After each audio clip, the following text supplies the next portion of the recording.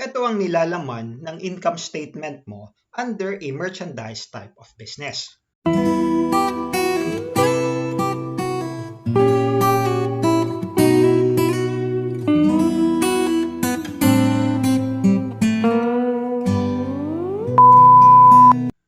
You have your net sales, you have your cost of goods sold.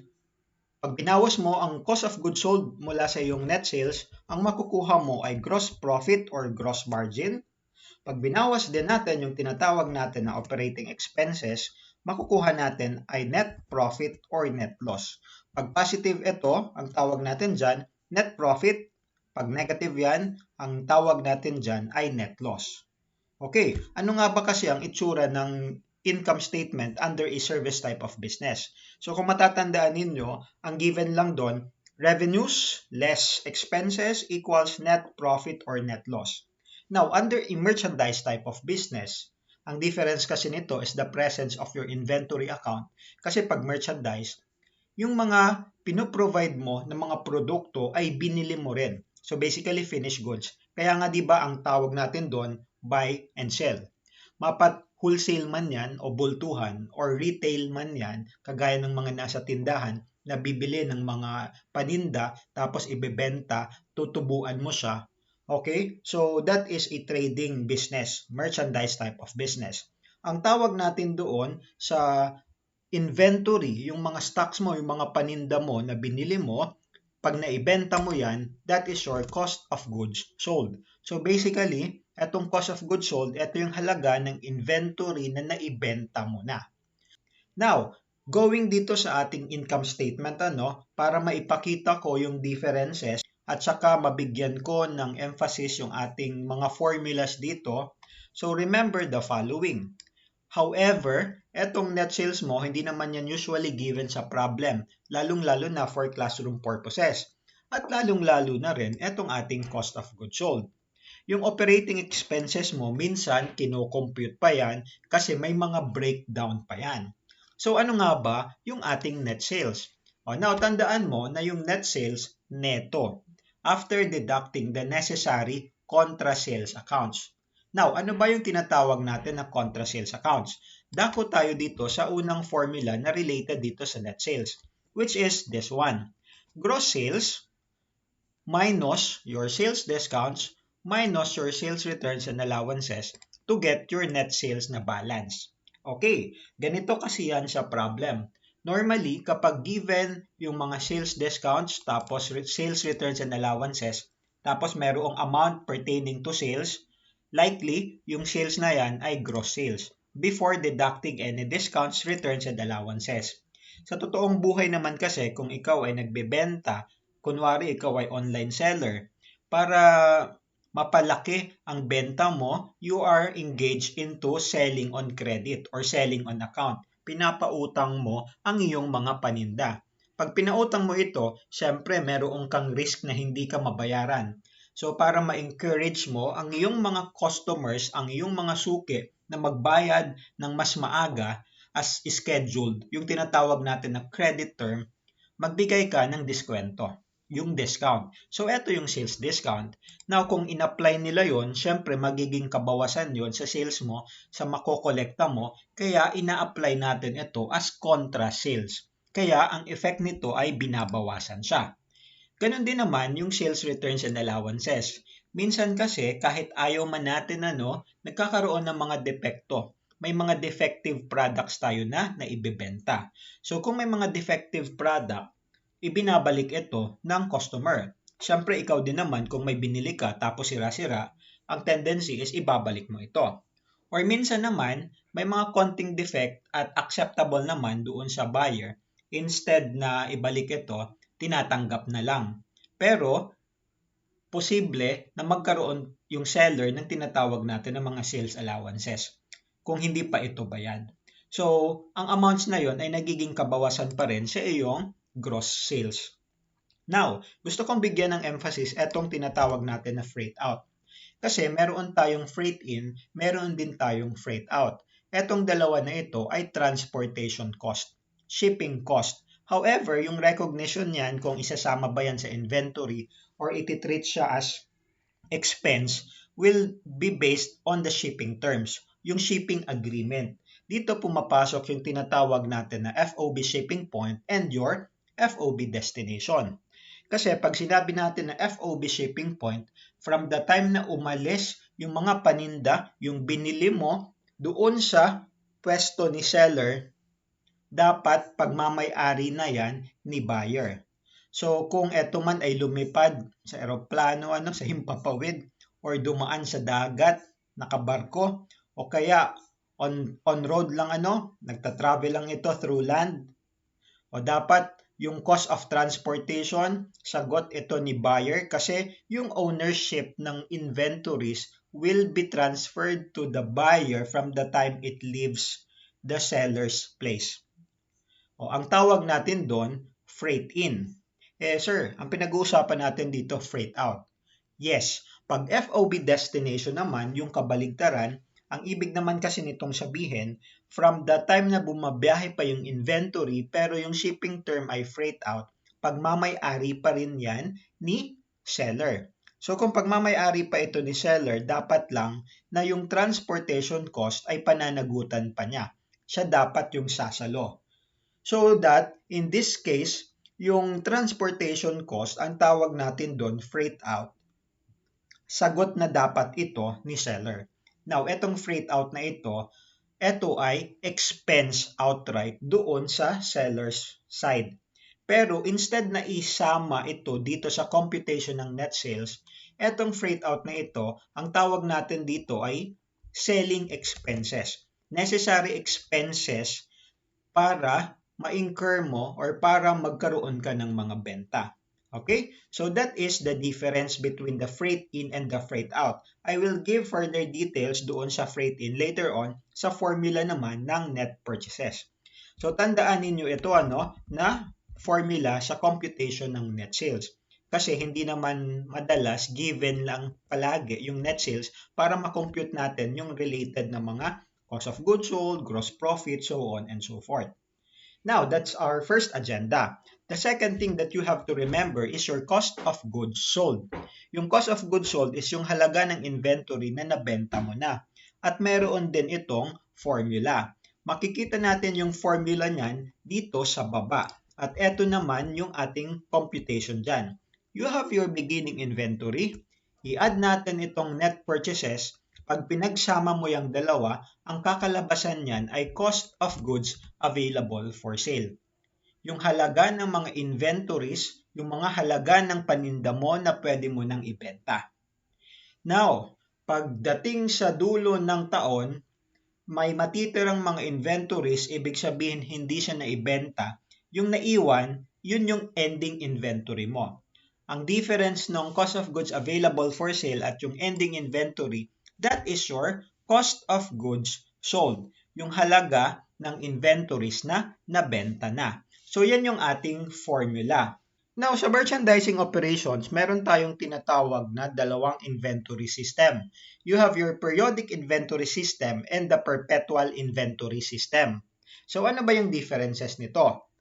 Kung nakita mo itong formula nito, for the computation of your cost of goods sold, ibig sabihin, yung system na ginagamit for inventory is periodic inventory system. Kasi kinukompute natin at the end of the year or at the end of an accounting period, magkano yung nabenta. Pag periodic inventory system kasi, hindi natin tinatrack yung movement ng inventory. Kasi pag may mga binili ka, o purchases lang yan. Pag may mga bumalik, syempre purchase returns. Pag nagbenta ka, isa lang kasi yung entry natin dyan, which is the entry to recognize your sales. Sa perpetual inventory system kasi, dalawa ang entry mo upon sales. The first one, of course, is to recognize the sales, and the second one is to recognize the cost of goods sold. So, meron tayong cost of goods sold na account na ginagamit, and matik doon na ibabawas yung inventory na naibenta. So, pagdating ng dulo ng taon, ang inventory mo, ending balance siya. So, nakikip track natin ito. So, basically, itong formula is applicable for a periodic type of inventory system. Okay. Now, etong net purchases mo, pagdating sa periodic inventory system, meron pa itong formula na kailangan ninyong tandaan. At kagaya nung sa net sales, ganito naman ang kanyang itsura. with the exception of your freight in kasi kasama siya sa computation. You have your gross purchases, and then meron ka naman ng mga contra accounts, contra purchases accounts in this matter. You have your purchase discounts, and then you have your purchase returns and allowances. So pag naibawas natin yan, you have your net purchases. Pero dahil FOB shipping point, sinagot ni buyer yung pamasahe ng kanyang mga inventory kasi pagmamay-ari na niya ito, meron ka ng freight in. Ang tawag natin dito sa freight in na ito, kung meron tayong contra accounts, ito naman, adjunct account. ADJUNCT. Pag sinabi natin na adjunct account, dinadagdagan nito yung balanse mo. As compared sa contra accounts, binabawasan nito yung balanse mo in computing for your net purchases in this example. Okay, so that's the different types of accounts, adjunct and contra accounts. Okay, now, itong mga adjunct accounts, may encounter pa kayo na additional example pagdating ninyo sa intermediate accounting. Now, bigyan natin ng example itong ating mga formula. Kasi after this one, okay, so you have this already. O, palakihin lang natin, So, ito na yung pinaka-formula mo for your income statement. Remember lang na pagdating sa operating expenses, meron kang selling expenses and you have your administrative expenses. Ang difference lang nila, etong selling expenses related ito sa selling and distribution activities para maibenta mo yung mga produkto, kung saan nakapabilang dito ang iyong freight out. Ang administrative expenses, more of support team ito, back office, kagaya ng mga tao sa opisina na hindi naman related sa pagbibenta ng mga produkto. So yung mga IT personnel mo, yung accounting personnel, kung sino-sino pa mang mga tao sa opisina, security guard, yung mga utilities, yung office rent, yung mga office supplies na ginagamit, lahat ng mga expenses na ginagamit nila, administrative expenses yan. Okay, so yan yung classification ng ating operating expenses. Ngayon, puntahan natin yung ating ni-ready na illustration dito. This is a reconstruction. Pag sinabi kasi natin na reconstruction, given yung ibang mga amounts pero yung iba hindi.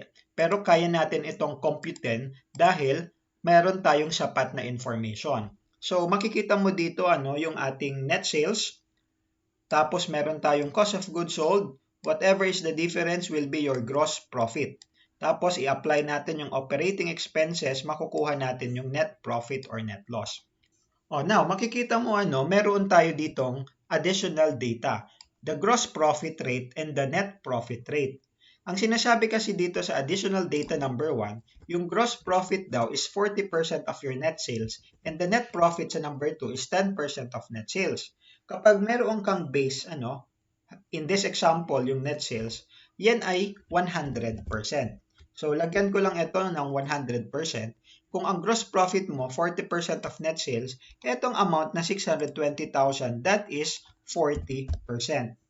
Pag i-plot natin itong number 2, 10% naman daw ito ng net sales. So, ilalagay natin dito sa net profit is 10%. Okay, now in order to get the amounts na hinahanap, itong mga nakadilaw, kailangan nating ma-check kung ano yung pwede nating ma-solve.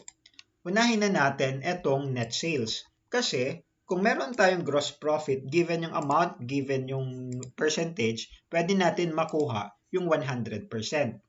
Now, yung long cut dyan is ganito. Kung 40% yung 620 para maging 100% yan, o maaaring maisip mo, dagdagan ko nga ng 620. Para 620 plus 620, meron akong 1,240,000. That is already 40%.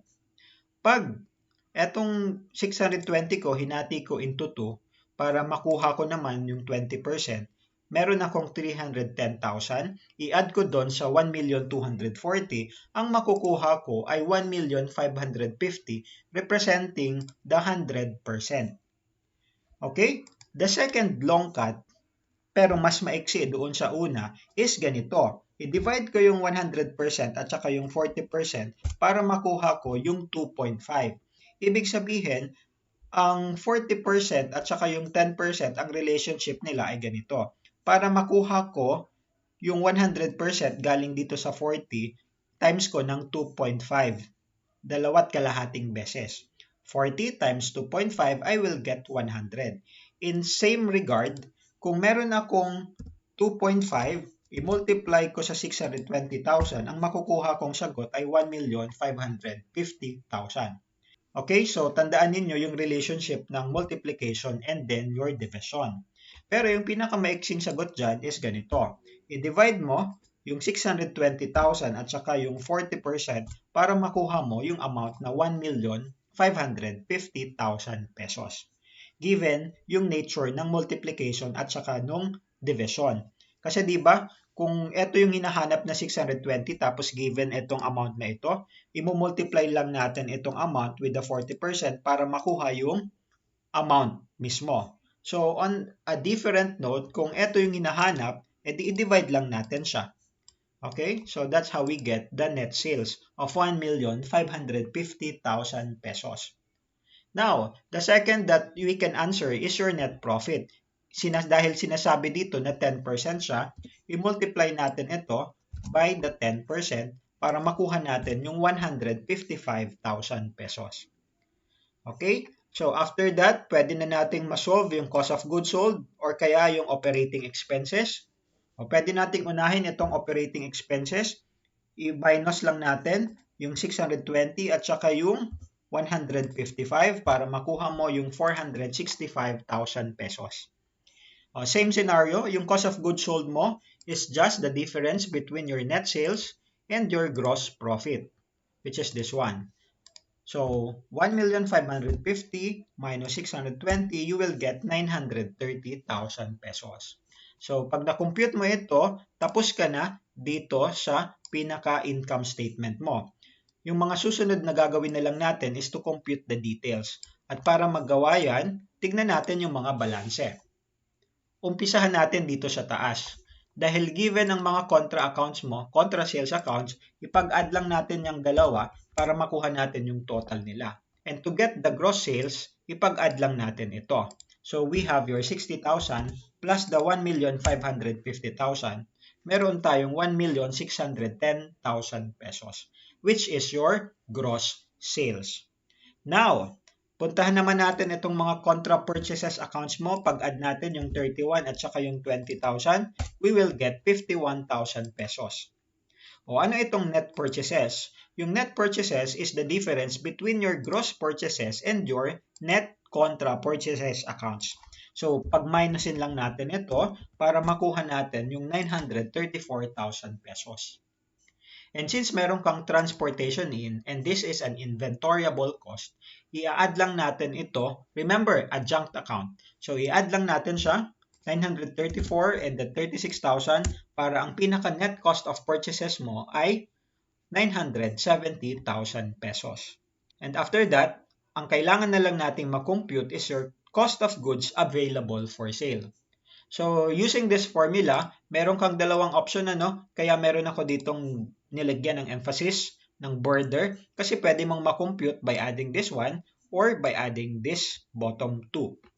So, doing the same, pag-addin nga natin yung beginning inventory na 220,000 at saka yung net cost of purchases, you will get 1,190,000 pesos. O kaya naman, ang ipag-add natin ay itong ending inventory at saka yung cost of goods sold, ang kakalabasan mo pa rin dyan ay 1,190,000 pesos. And after that, buo na ang iyong income statement given na lahat ng mga balanse. All you have to do if you still have time, and assuming this is a quiz, is to validate your answers by doing computations, recomputation. Kunwari, gross sales less yung mga contra sales mo, kakalabasan yan 1,550,000, ibig sabihin, tama ka. And that's how we reconstruct your income statements by remembering your formula. And these are the summary formulas that you need to take note in the merchandising type of business. So until then, I'll see you around and bye-bye.